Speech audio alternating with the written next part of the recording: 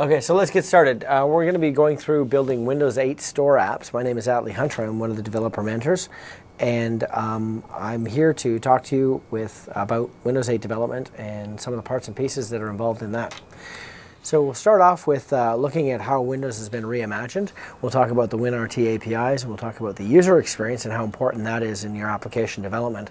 We'll also talk about the Windows Store and the app execution environment, okay? So how your apps are going to be executed, what that it looks like, and what that is like for the user and also for the developer. So when we look at Windows 8, we've got a completely different UI. They've changed Windows 8, or they've changed Windows from the ground up. The UI is very, very different. One of the funny things that I get asked a lot is, where is my start menu? And what it actually is your start menu is right there. Your screen actually starts in your start menu, and you have the ability to basically go through and see all parts of your most popularly used applications in one central location. So you can center the things that are important to you and have those laid out to you. One of the other nice things that it does offer you is the ability to get notifications and information on your most commonly used apps, and for apps that are enabled with live tiles. So that carries on with a similar feature that's available on Windows Phone. It's really nice to be able to get the information up front, to be able to get in and out, look at you. Sometimes you can find out what you need just by looking at your desktop, which is really nice. Once you actually need to go into your UI or into an application, the application will start up and open up in a full screen mode. You also have your desktop environment, which allows you to go in and run either traditional applications or desktop based applications that are included with the OS, such as calculator, notepad, things like that.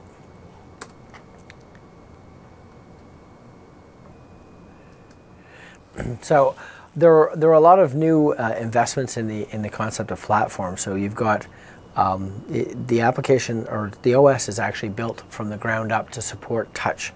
And one of the new mantras that you hear from Microsoft a lot now is the idea of build for touch. You'll get the keyboard and the mouse for free. So you have a lot of access abilities and a lot of ways of getting information both in and out of the device by using some of the new gestures, some of the new features that are available to the platform, and some really exciting new things that weren't previously available to Windows. Some of the key investments were creating a whole new set of runtime. So you've got, instead of the traditional, what we thought of as the Win32 layer, or as the MSIL for managed applications, we now have one new runtime called the WinRT, and it's a large set of APIs that allow you access to both hardware features and some great extensions of the operating system. You also have, as we just saw there, a new app execution environment, so a new way for the applications to be presented to the user, to get the information to the user, and also to take input from the user.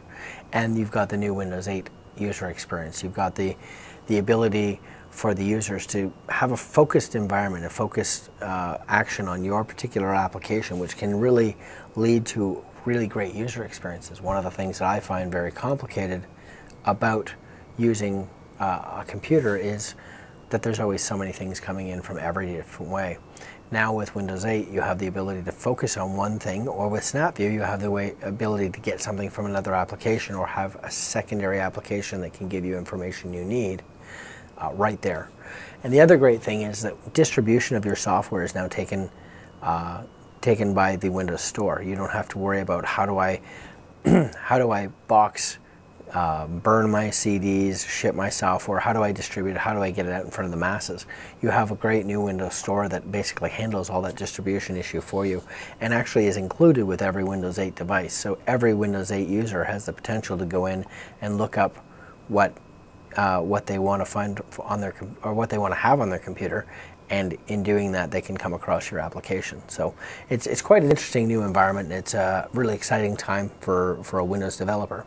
So let's look at a few of the pieces that come up with that. Now, with regards to the API, we still have the Windows Core OS services. Now, traditionally what we would have for desktop apps is you'd have your traditional methodology, and that's all still available to people that are writing desktop apps. You have HTML and JavaScript, which would run in the Internet Explorer browser. You also have your C and C++ that would connect directly to the Win32 layer, and then connect through that to the Win Core OS services. or you can use your traditional C# and VB application model where you connect directly to the MSIL. So now, though, what they've also added is a whole new paradigm of how you can connect and utilize the services by creating the WinRT.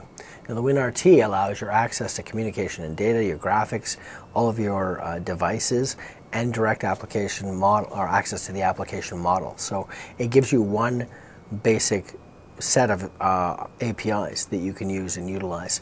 So it actually makes developing a lot easier and a lot it's just a very, very interesting methodology for doing it, because what it does then is it levels everything out. C# and XAML and VB are treated the same way as C and C++. They have the same direct access to it, so they tend to function a lot faster and a lot cleaner, so you have a really, really great and robust experience. And then one of the other great things is that HTML and CSS and JavaScript also have direct access to the API layer. So they can actually be compiled and utilized as native apps. So if you're an HTML5 and JavaScript developer, you have the ability to create your web-based applications and then compile them directly as an application.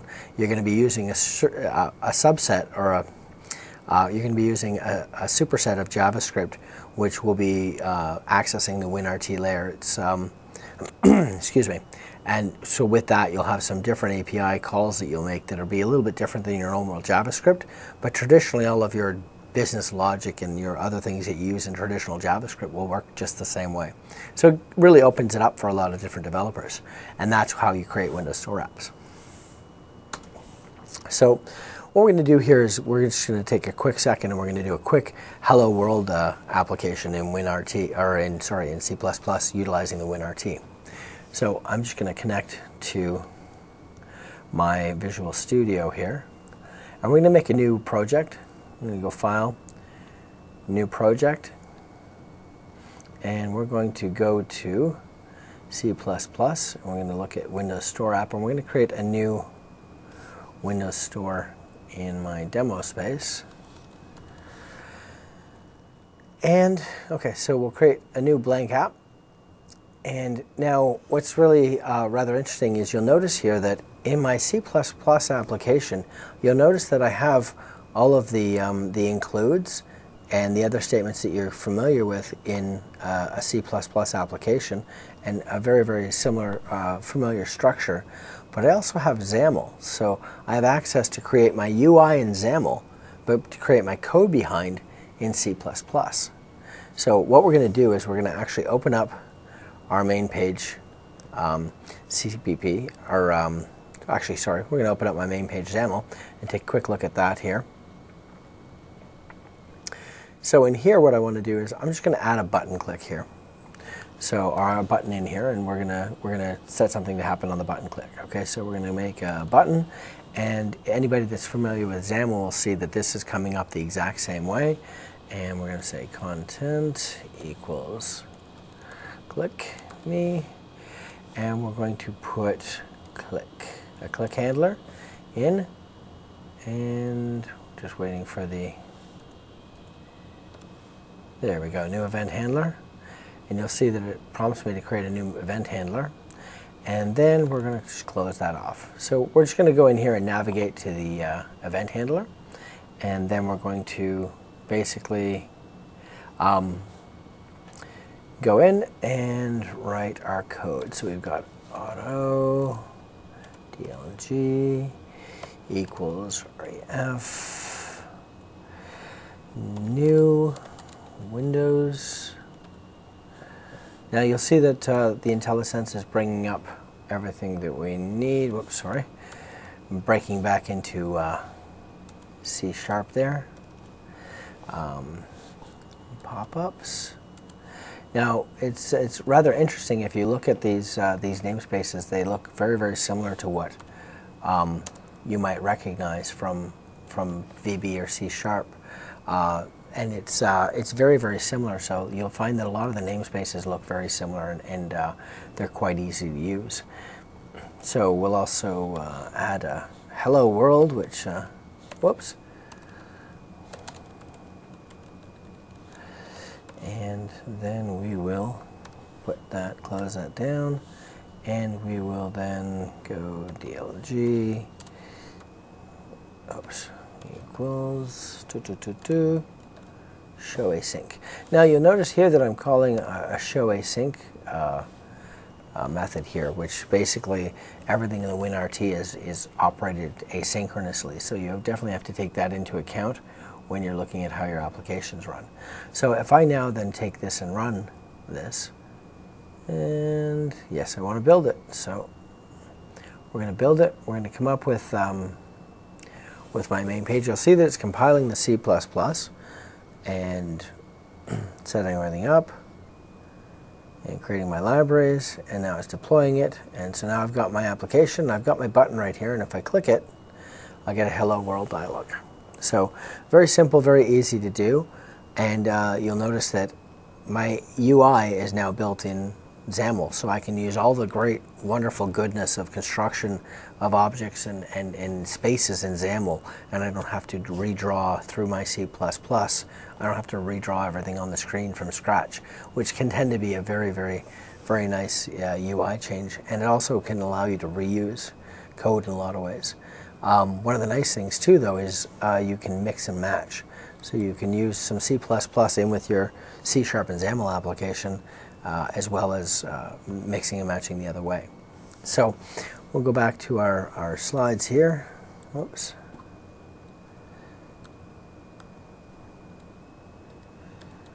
I'd like to know where that went. That's awesome. Okay, sorry about that. Okay, so we're back in our slide deck. So what we saw here is basically we're able to access the WinRT APIs directly through native. Okay, so the APIs are native.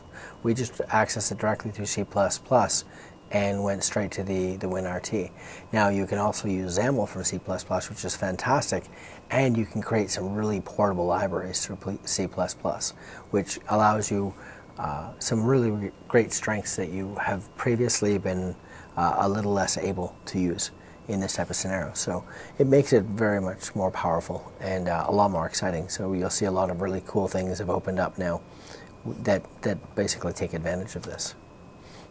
So the surface of WinRT APIs are basically that the fundamentals are your application services, your base items that you'll recognize from your system namespace if you're used to manage code. Things like threading, memory management, authentication, globalization, and authentication. Am I louder? Okay, so then on top of that, you'll have your media playback, your different abilities to do capture and play too, and your visual effects, so things like visualizations and transformations. And then on top of that, you'll have your devices, so your access to different things like your sensors, your NFC for certain devices, and a lot of portable devices. And then you have your communications and data. Some of the big things, the local and cloud storage, utilizing the web, using notifications and streams, and some of the things that we're all very familiar with, things like XML, networking, SMS, and one of the other new ones is contracts, setting up contracts to be able to create links between different applications, different devices, and different parts of the system as a whole. And then you have your user interface tools. So you have HTML, CSS, you have XAML, you have DirectX, you have a lot of controls, tons of different ways of binding. Well, you have very, very effective ways of data binding and having your data appear in your UI with very, very little code, which is really exciting. And if anybody's done any C# or WPF, you'll be really, really happy to see that that's been carried forward and has been actually improved upon and worked on to make even better. So, okay, so that's basically our look at the Windows Store APIs. Now we're going to do a quick demo in C# and take a look at how some of the same API calls or similar API calls can be done in C#. So let's go back to Visual Studio. We're going to make a new project here.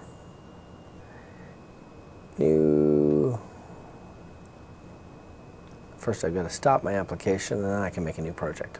So I'm going to make a new project here, and we're going to actually go back to C# and utilize some C# goodness here.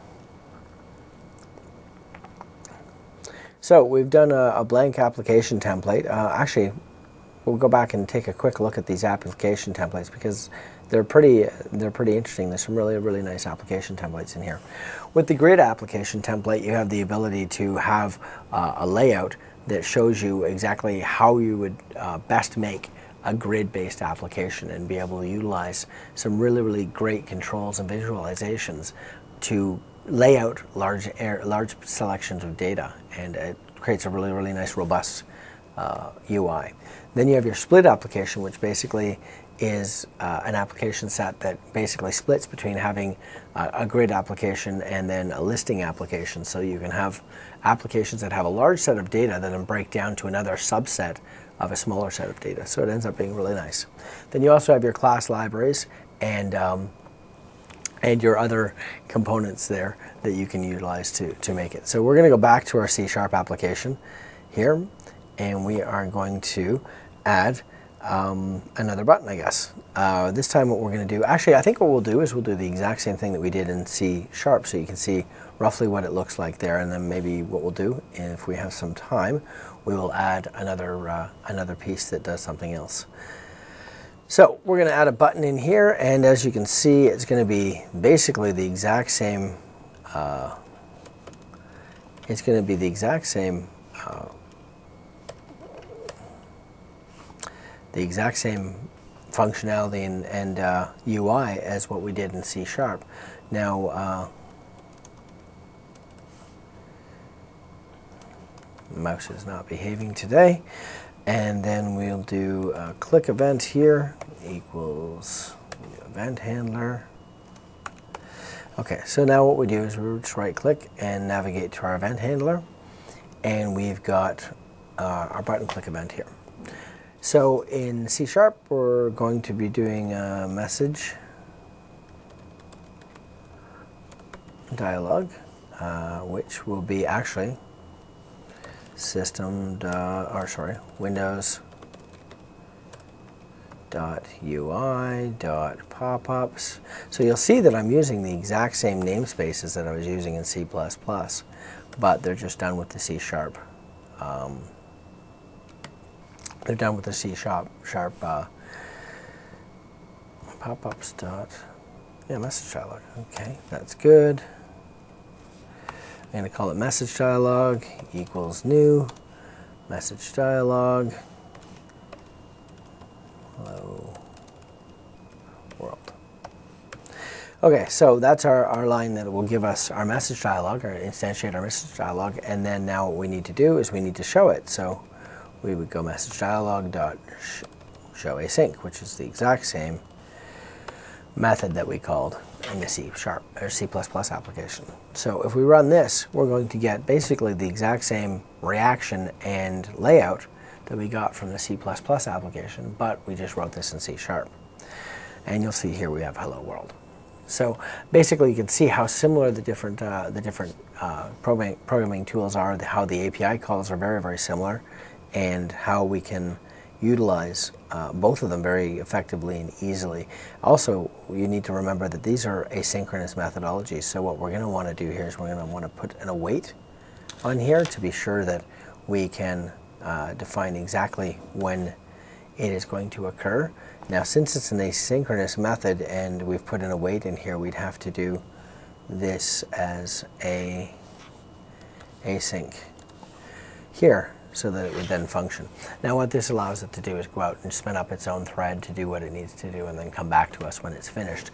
And this await basically has told us to basically stand here until you're finished this piece. When you're finished this piece, the callback basically comes back there. So it actually generates a callback for you without you having to code a whole callback explicitly. So it makes it really effectively and easily to use the await and the asynchronous methods together. So we're going to go back to our slide presentation here, and we're going to take a look at what we saw. So basically, all the WinRT APIs, as I said previously in C++, are asynchronous, whether you're in C++, C#, VB, or in HTML5 and JavaScript. The WinRT APIs provide really, really rich and easy access to all the devices, the OSs, and the services. So you have some really, really great tools there to create a very, very effective and connected UI while allowing the UI to remain responsive because of the asynchronicity. Now, the APIs feel natural in the same way in C# as they do in C++ or in JavaScript. As you saw there, we used the same namespace path, and it basically was done the exact same way, just using the specifics of the language for the layout of the code. So here basically we have an example of the language projections. Okay, so basically the runtime object or component is written in whatever language you've chosen, in C++, C#, or VB, and it basically gets, comes in from either your C++, your C++ app, or your VB app, or your HTML5 app, and it gets brought down and applied, Windows metadata ends up applied to it, and then it basically goes into the runtime object. So it gets actually handled the exact same way no matter what API set you've chosen, or rather what language you've chosen to write to the API set. So it ends up being a really, really effective way to be able to create your applications in the language that you choose, and then still get the same outcome and reaction. One of the nice things that I like about it is that now all the languages are treated equally, so it doesn't matter what language you've chosen to write it in, you're still going to get the same robust, rich, and immersive experience that based on your development that you wanted to have for your user, no matter what language you've chosen.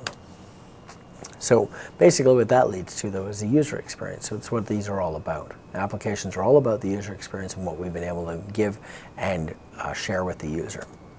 So basically what we're looking at is what the new UI gives to the user. It gives them a very, very, very feature-rich, focused UI. So it gives them the ability to utilize through the modern UI a really, really nice focus on the application so that they can get one thing done and get it done effectively and quickly.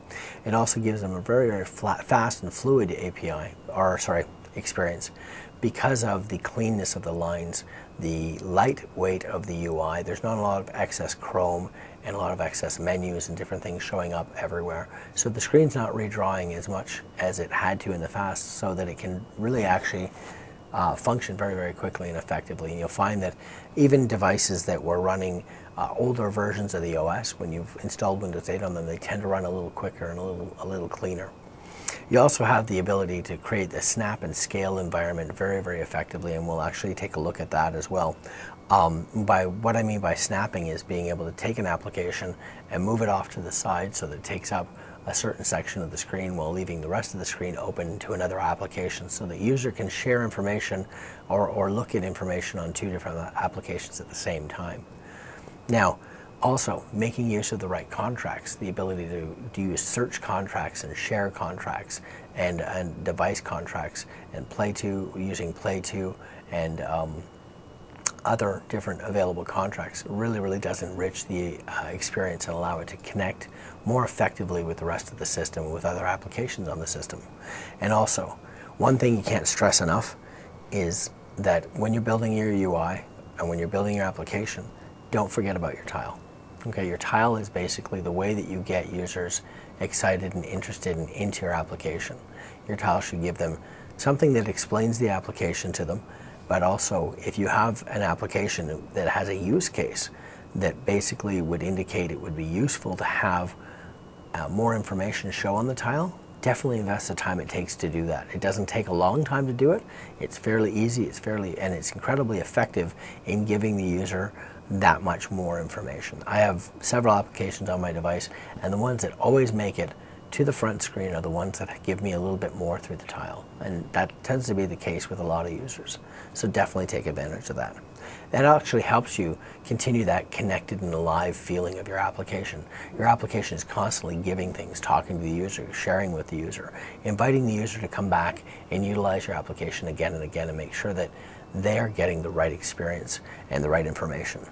And one of the other fantastic things that if you get a chance to explore Azure and some of the fantastic things that are available there, you have a really great connected experience with the cloud. So you have a great ability to share information back and forth with an Azure service, or even between devices.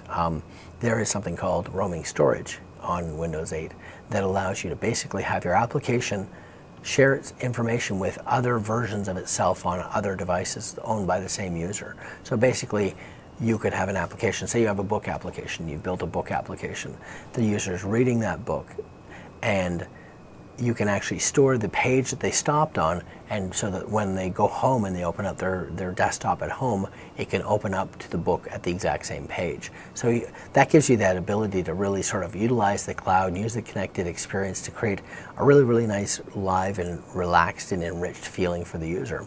It also does not hurt at all to embrace all the modern UI principles. The clean lines, the use of typography and fonts to indicate hierarchy gives the user a much more relaxed and easy way to embrace the content, understand the UI, and just understand where things go and understand how things are supposed to be laid out and what they're supposed to do. It really creates a very, very common, relaxed experience for the user, which is what you're really trying to do with all of your apps. So, all of this brings us to the fact that we want to share our apps. We want to get them out into the store. And when we want to get them out into the store, we want to get them to the users. And one of the experiences I've had, I've been doing development for a number of years, and I find that one of my biggest challenges was always, how do I share my applications? How do I get my applications out there? In certain situations where you're working for a specific company and you only have to get your applications out to that company, that can be challenging enough. When you're trying to create an application that's for the general public, it can be really challenging to get your information, your applications out there. And I've used a number of different methodologies to promote my applications and get my applications released on different sites and get them reviewed and do all sorts of different things. And while you still want to be working on getting your applications reviewed and trying to get the information out there as much as possible, at least the distribution is a lot easier with Windows 8 apps now.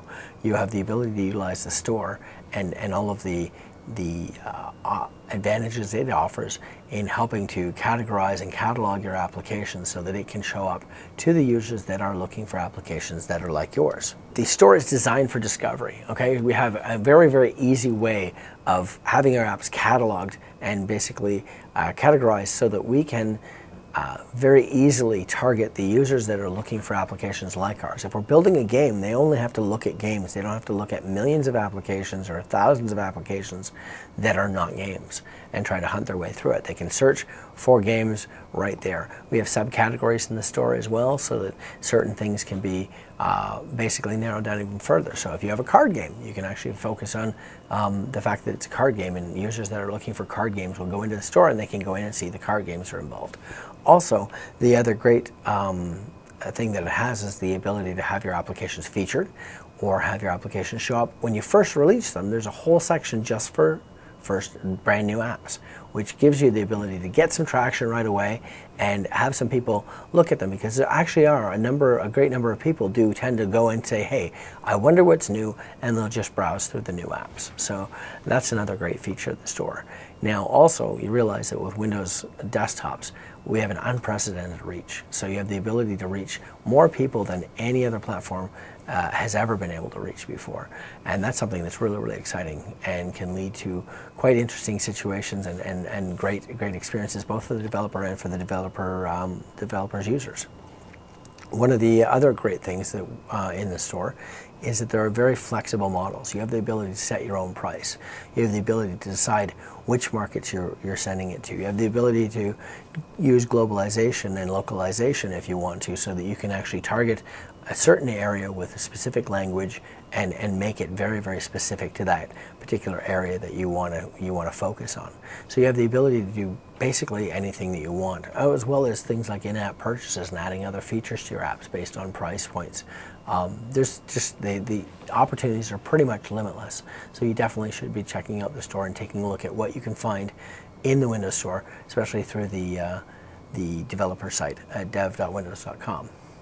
One of the other nice things that I found also is that the economics that are available for the store, both on the ads and on the store and the paid apps and the features itself, is among the best in the industry. So you have a definite great advantage on being able to go in, make the most money for your work, and have the most reach for your work, which can really lead to some great things. So now that we've seen what the store means to the developer, what does the store mean to the user? How does the user get the application into their device, and what's that process look like? So basically what you have is the user will go through the store, they'll take a look at their application, they'll decide, yes, I want to download that, they'll install it. What happens is the store then basically goes and looks to see if they've ever installed the application before. If it's a paid application, they'll check to see if they've ever installed it before. If they have installed it, have they installed it on too many devices that they'd have to buy it again? Because I believe that you're allowed to install an application on 5 devices before you have to repurchase it. So if it's done that check and it's said, okay, no, you're able to install it on your device again, it basically then goes through, does the installation. Once the installation is successful, it registers the application as being installed on that device, and that basically allows the user to get updates and to know when different things have been done to the application that they need to update or pay attention to, so they'll get notified of in-store updates. It also counts down that click. It basically ticks off that one application or that one device they've installed the application on, so that if your application is a paid application especially, you know that it's not one person installing it on 500 devices for the 99 cents they paid you. So that's basically what the store acquisition model looks like for a general app. So when we're looking at how the app's actually running though on the user's device, it basically starts off as a running app. They start it up, the application starts running, and then they basically, if they decide to suspend it or open up another app, they push the home button, or they've decided to go back to the start screen. Basically, it goes into a suspending mode. So it has the ability to basically just wait for the application or the user to come back to it and need to use it again. When it goes into a suspended mode, it's now a suspended app. So it's sitting there, it's taking up a very little amount of memory and almost no processor threads. So things like timers and other things stop working. At that point, the user can choose to resume the application and bring it back, and at that point it goes back into focus and everything comes back up just as you would expect it. If your application though has been in suspended mode and your machine starts to run out of resources, what will happen is the application will be terminated, okay, and it will fall off the stack. So you really need to be aware of that as a developer, so that you know that if your application goes into suspended mode or is going into suspended mode, you have to assume that it may not come back, okay, from that mode without having to be started up again. So one of the things you need to do is remember whatever state and whatever other pieces you need to save, so that you can give the user the right experience when they come back to your application. What I do find though from a lot of developers is what they tend to do is they try to save all their data in the on suspending or on the deactivated point of the application. That's usually a mistake, because you have a very little amount of time that you're allowed to do that, and you need to make sure that that suspending could be happening as the machine's forcing a shutdown because of power or because the user's put the machine to sleep. You want to make sure that if you're trying to save your information for your application's main data, you should be saving it at the time when they basically are doing the edits, or when they're doing the changes or they're doing the additions. Save it at that point, so that in the suspended stages, all you're trying to do is save the things like the state, what page they're on, what the controls look like, maybe what connections they've made, and other things like that. So you're not saving large amounts of data, you're saving very small pieces of data that can be saved very quickly and very effectively. This will allow you to continue a very clean and robust experience for the user, while ensuring that your application behaves exactly as the user is expecting at all times. The last thing that we want to do, especially in this day and age of apps, is to have the users stressed out or frustrated because they've lost information because it wasn't able to save during the suspended point. So you're really going to want to make sure that you take care of that information at the edit insert points.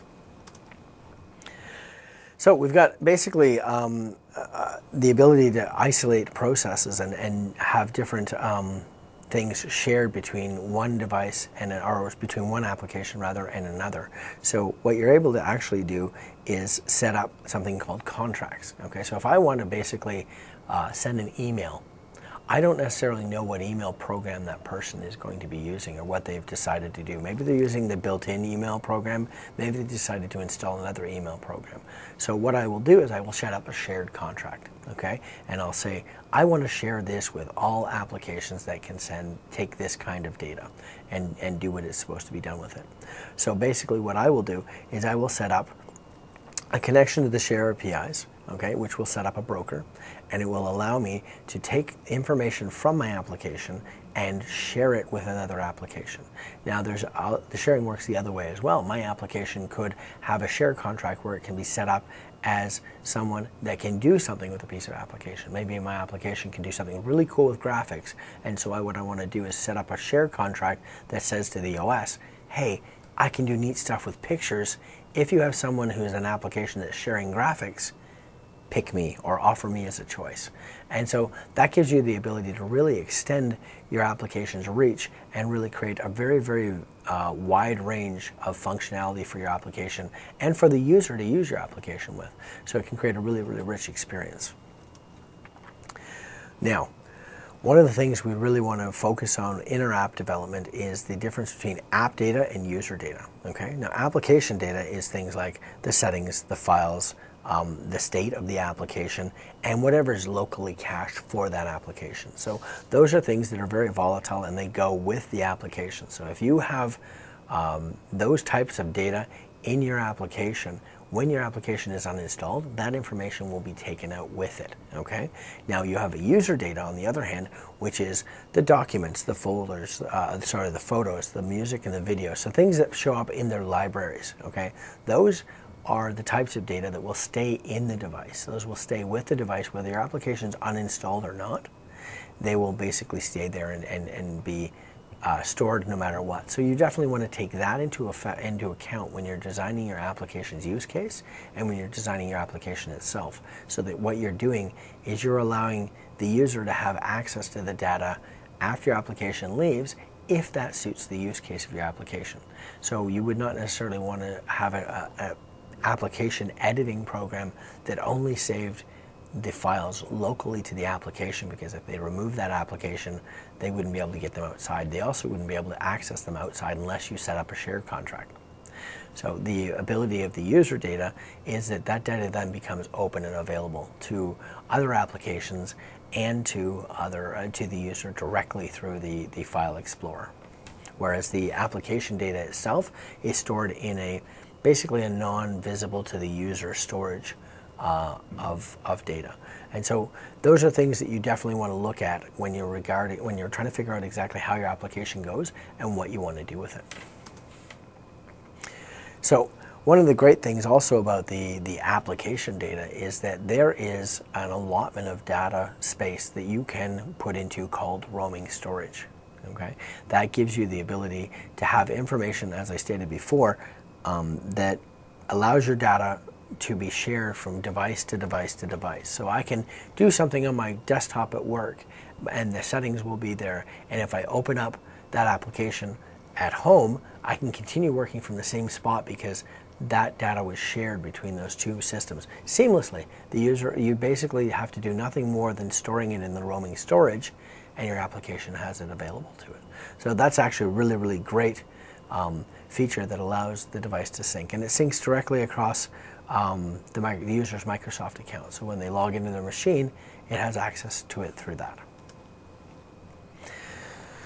So basically, to recap that section, we can really be confident that we can create rich and immersed experiences for the users. We can do some really, really great things. We can also do things to make the users feel comfortable and relaxed and excited about our applications. We have the ability to create shared contracts that share our information between different applications. We have the ability to have roaming storage to share information between devices. So things are more connected than they've ever been before. And then we also have the ability to do all of this through a common API set that allows direct connection right to the API. So it's very, very powerful native platform. So it's really, really an exciting time to be a Windows developer. I'm having a lot of fun with it. I've built tons of apps. I'm building tons more. I get feedback from users all the time, and I find that I've never been happier to do this. I've never had more fun doing this. I actually quit my job so I can do this, and so now I work on doing all sorts of different things, and I find that it's given me more ability to be more expressive with what I want to do and how I want to build my applications, because now I'm not restricted to one language or to one programming platform. I'm allowed to basically stretch out and do things that I've been able to bring in old libraries that I've used from C++, or I've been able to use things that I've used from JavaScript, and it really has extended and given me a lot of ability to do things that I've never been able to do before, which I find really a lot of fun.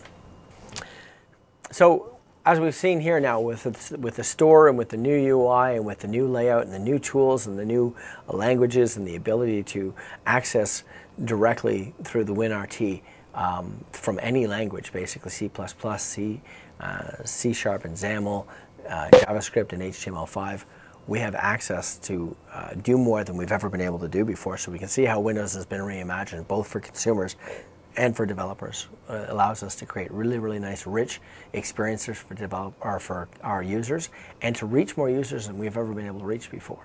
So for me, I find it a very exciting time for Windows. So that's it for now. We'll be back in a little while. Thank you very much.